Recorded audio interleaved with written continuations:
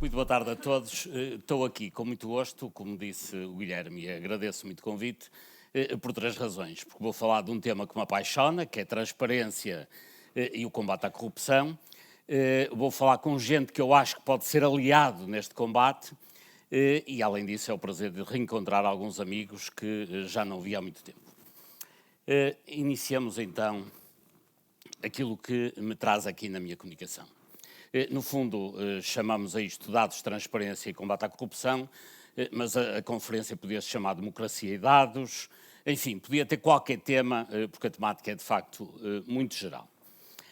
Uma democracia, do meu ponto de vista, só é autêntica se acontecerem duas coisas simultaneamente. Se os cidadãos, quando elegem os seus representantes para o governo, para o parlamento, etc., para as autarquias, estiverem devidamente informados, e, para além disso, se nesse período entre eleições os cidadãos estiverem também devidamente informados.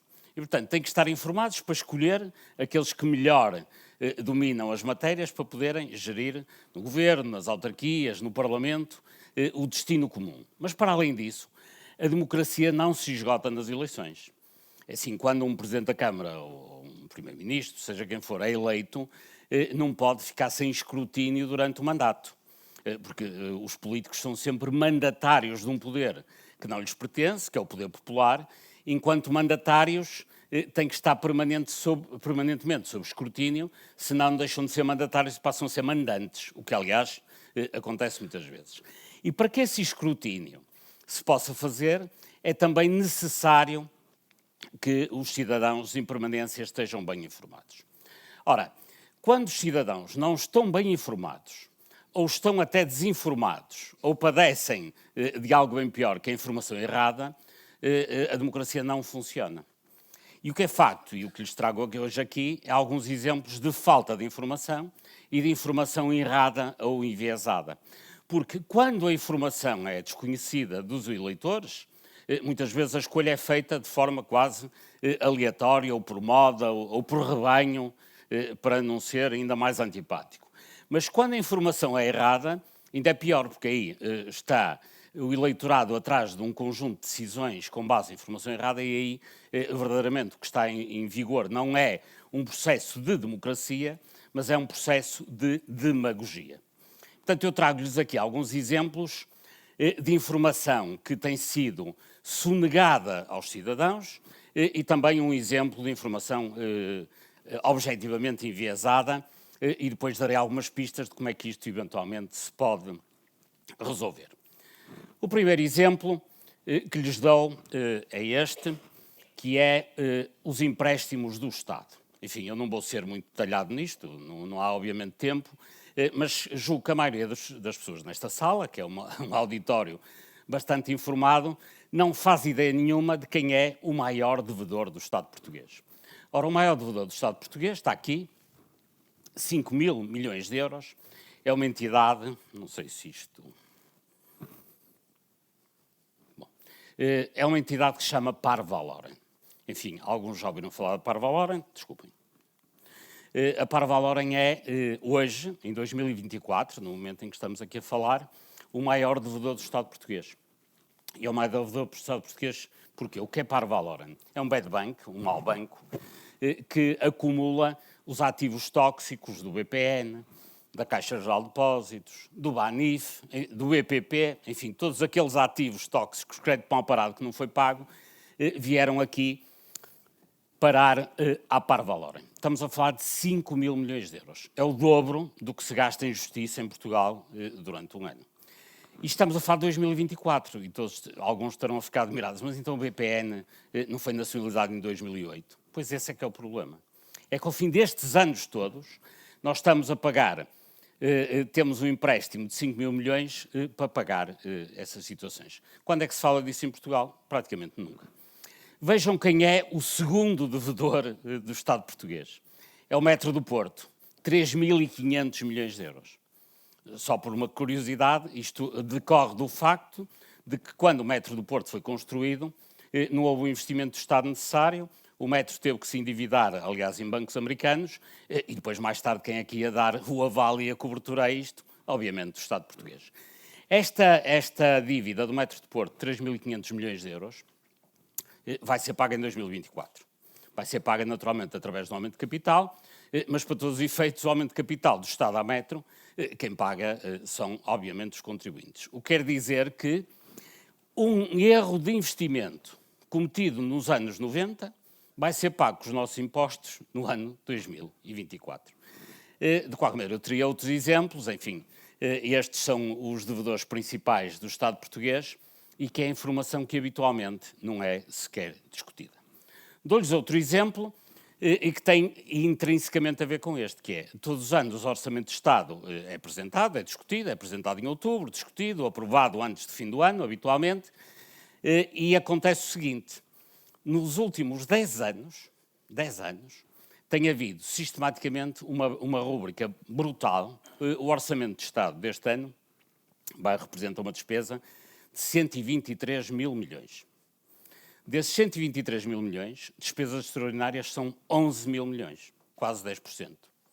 E que são o quê? E vou-lhes mostrar apenas as principais, que estão, aliás, ali sublinhadas a amarelo.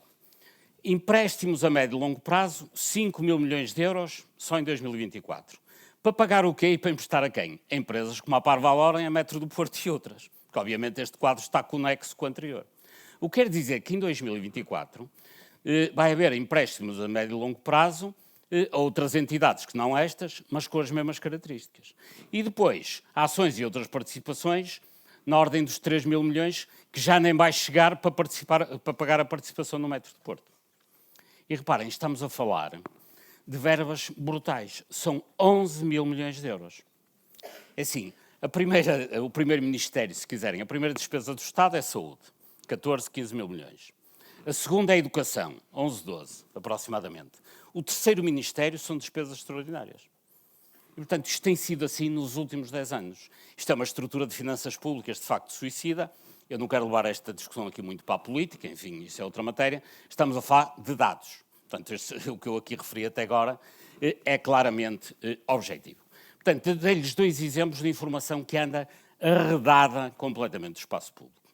E agora vou-lhes dar um exemplo de informação que, no andando arredada do espaço público, anda completamente enviesada.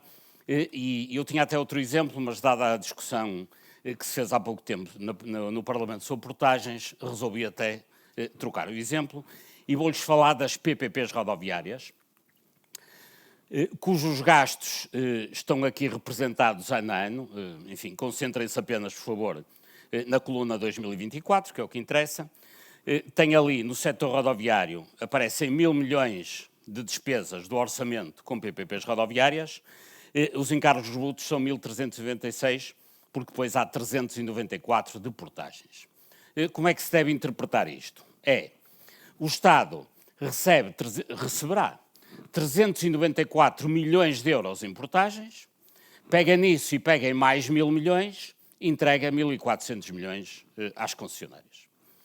Estes 1.400 milhões são particularmente importantes, desde logo é muito dinheiro do orçamento que vai para os concessionários, mas recordam-se que há cerca de 15 dias houve uma grande discussão no Parlamento sobre baixa portagens, não baixa portagens, houve uma grande polémica entre o Governo e o PS, enfim, é legítimo, obviamente, em democracia, mas andaram a discutir 170 milhões. Andaram a discutir 170 milhões, quando, de facto, aquilo que nós falamos em apenas um ano é da ordem dos 1.400 milhões. Isto resulta, estes 1.400 milhões, de contratos feitos há muitos anos, com as PPPs rodoviárias. Só para terem uma ideia, a autoestrada que vai de Vila do Conde até Viana do Castelo é uma concessão rodoviária, uma ex-SCUT. Chova ou faça sol, haja ou não haja trânsito, o Estado no fim do ano paga 50 milhões ao concessionário. Isto não seria muito grave se fosse só uma, como são 21, dá 1.400 milhões que todos nós pagamos anualmente pelas PPPs rodoviárias, que são de facto ruinosas, que foram feitas com base em contratos que ninguém conhecia, com taxas de juros elevadíssimas. E o que é mais dramático é que estes dados depois confrontam com outros, que é quanto é que vale neste momento esse património. O Eurostat, que é o organismo de estatística da União Europeia, como sabem todos, apresenta de 2 em 2 anos o valor das PPPs nos vários países. E então temos aqui o mapa, peço que olhem apenas para a última linha. Em 2022, diz-nos o Eurostat, o valor líquido acumulado das PPPs rodoviárias é da ordem dos 4 mil milhões. E já era dessa ordem 2 anos antes. E a questão que se coloca é, por que raio de motivo, desculpem a expressão, andávamos nós a pagar 1.004 milhões de euros todos os anos por algo que vale 4 mil milhões? Esta é que é a questão. E os cidadãos, o que é que sabem disto? Nada. Porque, apesar de tudo, as fórmulas, enfim, tudo isto está no Diário da República. Quem quiser consultar o Diário da República sabe de onde é que vêm estas contas. Então vai ao Diário da República e interpreta estas fórmulas. Portanto, cidadão normal que tem o 12º ano vai ler o Diário da República e apresenta estas fórmulas, que são fórmulas, enfim, eu em tempos escrevi um paper sobre isto, que são fórmulas que, além do mais, são fórmulas até quase doentias, porque reportam muitos erros. Não vamos entrar aqui em detalhes, mas as PPPs rodoviárias são pagas em função da disponibilidade, ou seja, de estar a PPP aberta ou da indisponibilidade, e a taxa de disponibilidade, se olharem para aquela primeira linha, o que está ali é o pagamento de disponibilidade, através daquele somatório, DT, CT-1, LJ, LT, etc. Aquilo não é mais do que o valor diário a multiplicar por 365. E, portanto, em vez de pôr em 365 vezes DT, põe aquela fórmula para que ninguém perceba absolutamente nada. E, portanto, estas fórmulas têm essa particularidade, têm algo completamente abstruso, desculpem a expressão, que é, há prémios portanto, bónus e prémios pela sinistralidade. Ou seja, uma autoestrada A44, uma qualquer, se tiver muitos acidentes, o concessionário paga, como é que se diz, penaltis, multas, exatamente, ao Estado. Se tiver menos, recebe um bónus. Acontece é que a fórmula, o que eles recebem de prémios é muito superior ao que pagam de multas se eventualmente a sinistralidade subir. Em última análise, a atitude correta, sob o ponto de vista económico de um concessionário, é ter muitos acidentes num ano, para pagar pouco, para no ano seguinte reduzir e ganhar muito. É evidente, espero que eles não andem a fazer isso, não seria, obviamente, muito interessante.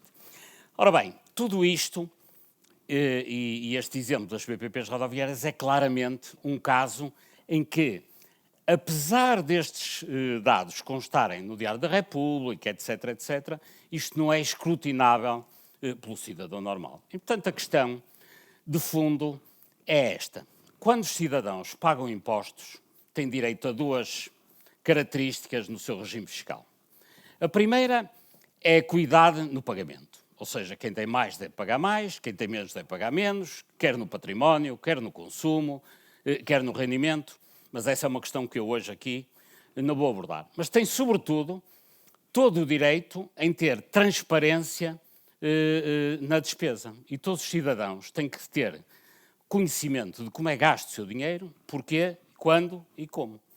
E é por isso que hoje, na fase em que nós estamos, com a capacidade de tratamento de dados que hoje temos, a capacidade de informação que hoje temos, esta é uma grande luta também dos cientistas de dados. De facto, aquilo que nós precisamos é concretizar no século XXI algo que seja, aliás, já vem até no artigo 19 dos direitos humanos,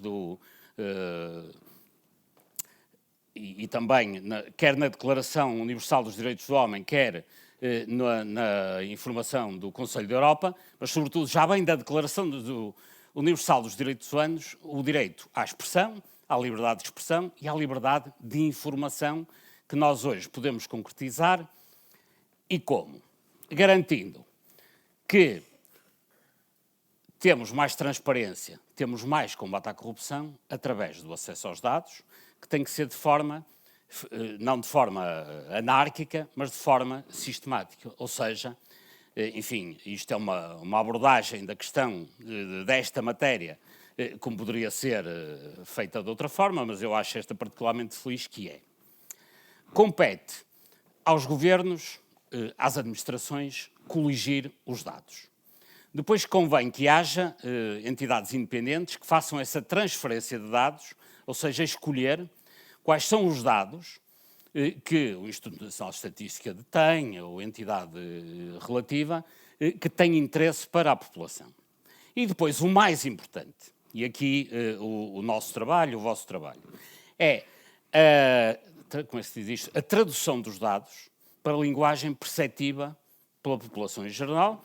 Finalmente, a sua capacidade de a mostrar em termos de visualização.